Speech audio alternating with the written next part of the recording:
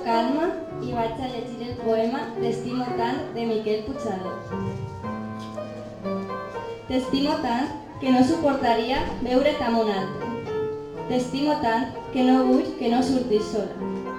No m'agrada que vegis tan sovint les teves amigues, que no en tens prou amb mi per ser feliç. Què vols estudiar o treballar? De cap manera, no ho necessites. Que no són bons els meus diners? A més, vés a saber qui arribaries a conèixer. La gent no és de fiar i tu és massa innocent. Si vull que facis tot el que et demano és perquè t'estimo i vull el millor per a tu.